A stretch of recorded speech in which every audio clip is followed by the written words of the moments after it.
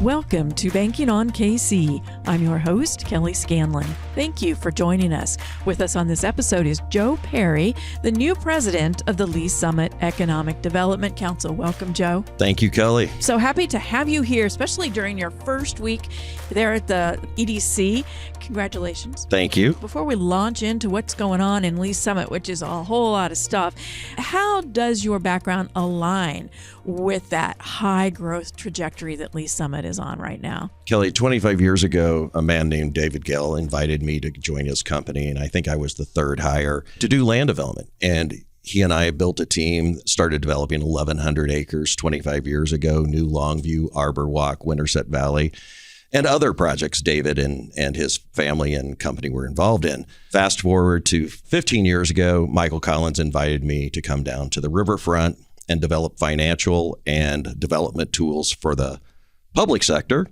And so I think that combination of that 25 years plus the years before that, working on both the private and the public side of real estate development, mostly almost all in Kansas City metropolitan area, was something that I thought might put me in the position to go back to Lee Summit. It's a homecoming for me. I love the community. I know the community, and I'm just delighted because everything's going so well there now to be able to put that public and private experience to work there again. Yeah, and there's a lot for you to put it to work towards, because when I say there's growth, we're not talking about a few just big projects. We're talking about growth across all sectors. How are you going to prioritize what you're going to do? What are you going to focus on during your first year here? You can't focus on just one thing in Lee Summit and do better than just the status quo. We have to look at it holistically, and that means broad and deep. In the last 7 or 8 years with the current mayor and city council in place, that group with really great professional staff and a intensely involved civic and business community have put together 32 approved and now under construction projects in just the last 7 or 8 years. Let's talk about one that is about to open soon, which I think it's late summer. It's called the Green Street Market Plaza. That's going to be in downtown Lee Summit, where Country Club Bank actually has a financial center. Talk to us about that project and what role projects like that play in shaping a thriving mixed-use downtown. I will say it's what other suburban communities just are watering at the mouth at when you look at what Lee Summit's doing. That didn't happen overnight. That amazing project is a public-private partnership, the kind of which you can't do that kind of impactful thing without both sides of that equation working together. That project is about 3 acres, but it really leverages the acre-ish public plaza they built in front of City Hall when I was working there 20 years ago. And so, when you look at that and the way they have leveraged that investment, the public and private side at the both times, is so exciting. They already have about 43 vendors that are already at a very normal suburban farmers market every Saturday. You put that activity that they have maintained over time with the operating group of the Downtown Lee Summit that Donnie Rogers and his staff runs. So you have soft services and real security and cleanliness crews coming up in support of that. Is an environment. Now you put this physical element that Lane 4 is building, and I just can't wait to see what it does. What are some of the things we're going to see there? Well, so there's this public plaza. There's an art installation that leverages 3 other art installations that already exist in the area. So these great big sculptural elements that you get to walk through and experience from within and from without. Oh, yeah. You go out to the city and Lane 4's websites and you can actually do fly-throughs and walk through it. And hey, come August, you get to walk through it yourself. That's exciting. But then that public plaza, that street is now going to be, Green Street will be a pedestrian plaza in that area. And then you have other opportunities that will come beyond. I was just talking with Ryan Elam in the city manager's office yesterday about exciting opportunities of other buildings in that complex that I am confident with the momentum they have now will start to see those happening in the next 2 or 3 years. So that's expected to open this summer, probably late summer. But retail, that's a whole nother thing we have to talk about because it's more than doubled in the last 7 years, from what I understand. So I'm eager to hear what kind of factors have fueled that kind of momentum in a time when we hear that everything's going online. What is driving that retail, and how do you plan to help sustain and even scale that success? I think the storytelling that Lee Summit has done well and will continue to do more of is that it isn't just the downtown that it's doubled. It's also all of those nodes that they have done differently and potentially better than a lot of the other competition in the metro. New Longview, the Summit Fair, Summit Woods, the streets of Pryor, the development around Lakewood and in South Lee Summit. These are areas that complement, not compete with the downtown retail. Because they have done both simultaneously over time, if we develop strategies to continue that and leverage that even more, they haven't taken one approach over the other. They have done it together over time. And I think we just have to continue that kind of growth and see them as complementary rather than competitive. One thing that strikes me in what you've said already is the collaborative spirit in all of this, which is really refreshing to see these days.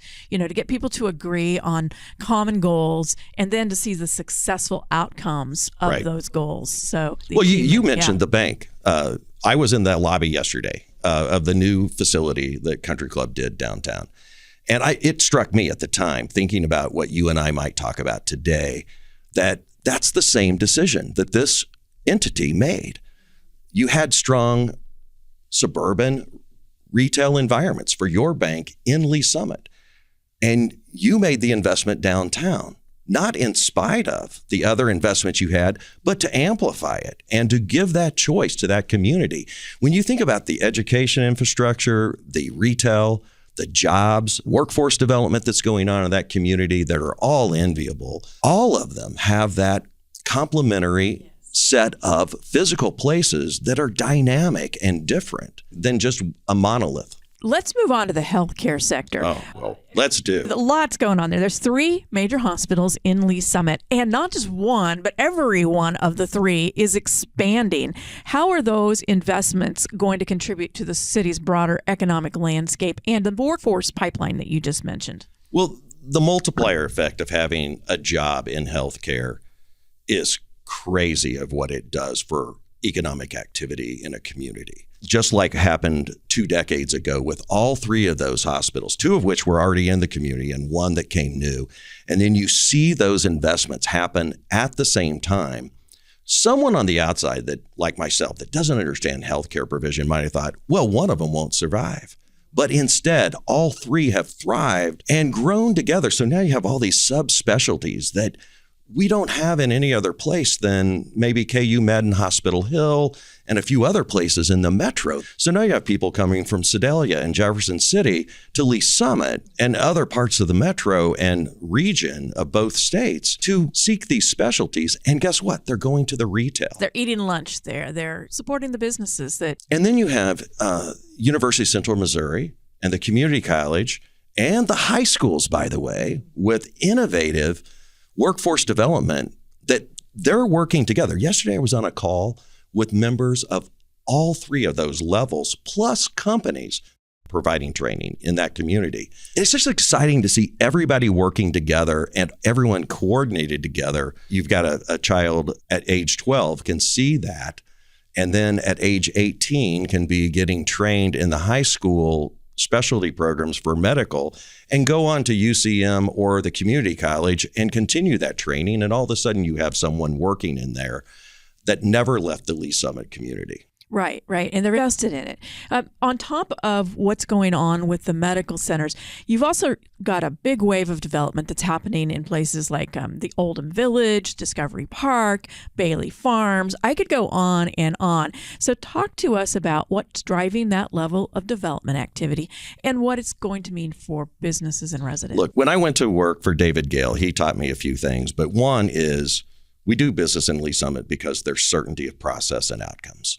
And so when I was interviewed to go to the Port Authority 15 years ago, I talked about that. And I think that's what was one of our successes at the Port Authority under Michael Collins and John Stevens' leadership there, where I got to work as part of the team.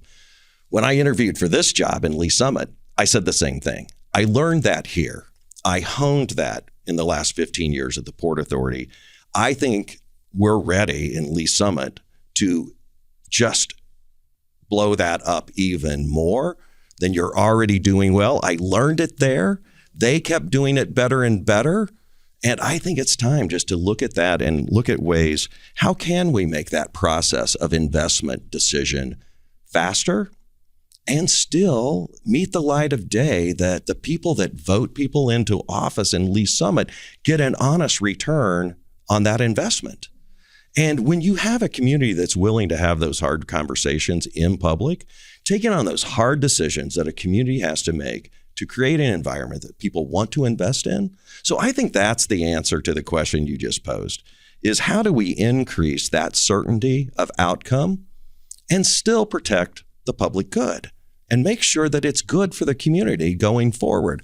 I couldn't have asked for an assignment at my place and age in my career that I'm more excited about. That is the certainty of outcomes, the purity of the process that someone has to go through.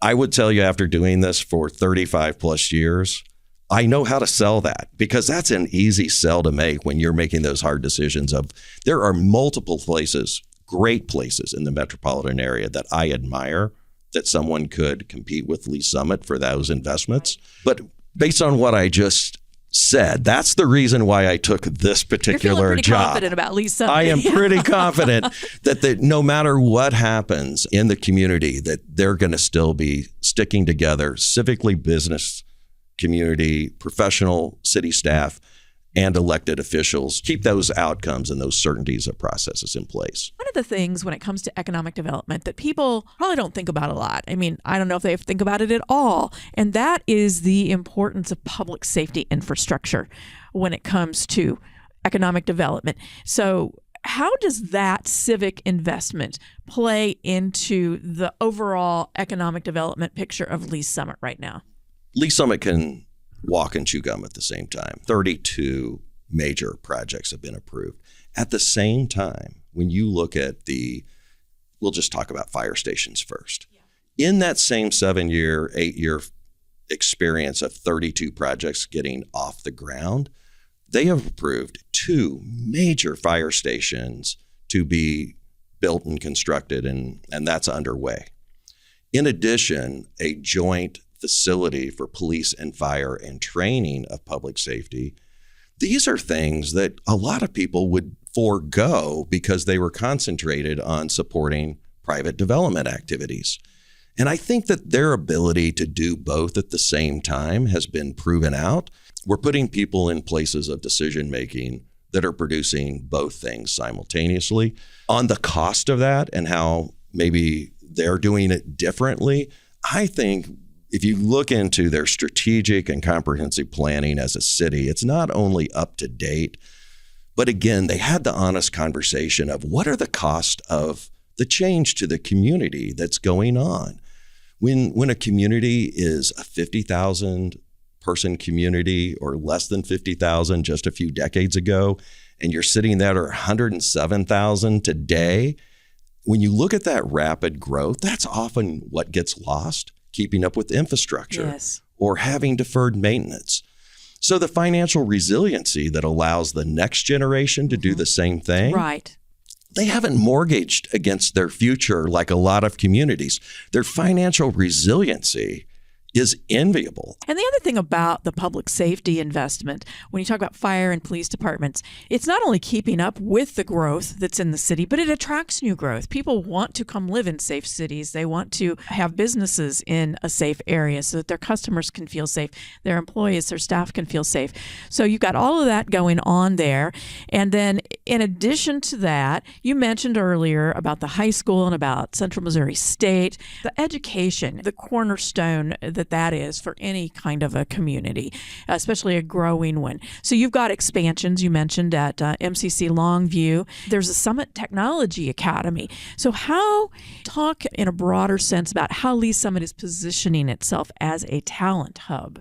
I've only recently really come to appreciate this piece of it, the workforce development side. That intersection, you can continue job growth for a long time as a community, for a while, maybe not a long time, by not addressing the intersection between housing and workforce, and the intersection between workforce development and companies wanting to make those investments in your community. Lee Summit got that early. I don't know all of the story of how UCM got there. I don't know all the story of how Lee Summit R7 and Blue Springs School District have worked collaboratively with both MCC and UCM. But I will tell you that the real results, when I look at companies that are being supportive, the healthcare we've already talked about, but there's manufacturing. You get great big employers in the metro. We'll just use Honeywell because they're not in Lee Summit, but they're a few miles down the road to the west, where you have 4,000 plus engineers sitting there who need specialized training, who need workforce development on a specific new thing. And they go to institutions like Longview, like UCM, to train those up, sometimes under contract, sometimes on an ad hoc basis. But when you put all those people together, like Lee Summit has, and I mentioned I was in a meeting yesterday with about 8 or 10 people at all levels of the education, sitting down at a group together, talking about workforce development for Lee Summit business community. That just isn't replicated a lot. The real economic impact to a current or a future employer is real, it's measurable, and again, it's marketable. We're really at a watershed moment when it comes to workforce development, because you still need, and we're all familiar with the skilled trades and how they're just screaming for people. But at the same time, we're hearing more and more about AI and how it's going to change jobs and it's going to create jobs. It's going to eliminate other jobs. And so when you're talking about your workforce development, how do you get your arms around not just what the current situation is, say with the skilled trades, but looking at what's coming down the road? How do you start preparing for that early and not just when you're finally in the midst of it? When you're a guy with a real estate finance and an architecture degree in your background, you listen to those 8 people at the table because they said things yesterday. Because I used to just be okay with just saying, well, kind of AI is the new STEM from the last decade, right? So that's the way we organize people like myself who aren't learned in that field of workforce development, but are certainly dependent on it. You listen to those people at the table. They were talking about things past AI yesterday. So industrial growth, you've got the Lee Summit Commerce Center, and you've got other industrial spaces in pre-development. How is the EDC attracting the growth there? There was an acceleration of interest in the industrial space when online became a thing. They needed a place to store goods and to get them to people quickly once they were ordered. And then it fell off a little bit, if I remember. So how are you still in Lee Summit attracting the industrial attention and preparing for even more industrial development? Well, industrial and industrial land is the big constraining regional focus. So you've got a few things that are competing for resources for industrial development in Kansas City. One is power. That's a nationwide issue, right? That's not a Kansas City only issue. But then you have close in land because Kansas City has gotten an outsized portion of that national pie in the last 15 to 20 years. Lee Summit has done well, and they have a growing momentum.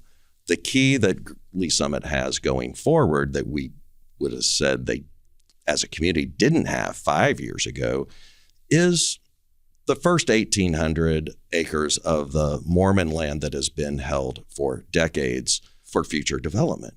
So you have the first 1,800 acres on the north end of Lee Summit that is now available for development. And a large piece of that will be set aside for industrial development according to the approved city plans. So that's exciting because few people have interstate served 1 mile off the interstate land available anywhere in the metro anymore. We've used it all up. And that 1,800 acres and the promise of 3,400 more acres within the city of Lee Summit on the south end is mouth-watering. No one, I don't think, in the metro has close-end land of which part will be industrial like Lee Summit has. And if you want to ask me why personally why would I leave a job and a team I love at Port KC? That opportunity was one of the top 3. As much as you have going on right now in Lee Summit, how are you going to sustain this? I know that the EDC is one part of it, but you have so many other organizations and people in what you could consider the big ecosystem of Lee Summit. What's it going to take from all the players in that ecosystem to continue this and sustain it? Well, I'll talk about one more of the top 3 reasons what attracted me to pursue this position. Lee Summit has just put in an office for tourism. They hired Corey Day, who has extensive statewide and local experience in driving the experience of someone coming to your community.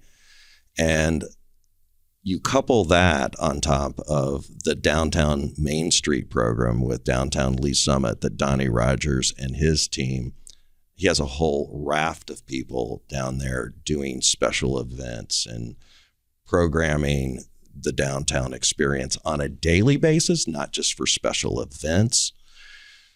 And then you have the Chamber of Commerce. The Chamber of Commerce has been in Lee Summit for over, I believe, 60 or more years. And Matt Baird and his big staff have a broad range to offer the business community a way to interface with all of this activity. So you have tourism, a downtown, a chamber, an EDC, and then you have this professional city hall staff. You put all 5 of those things together and everybody is working together.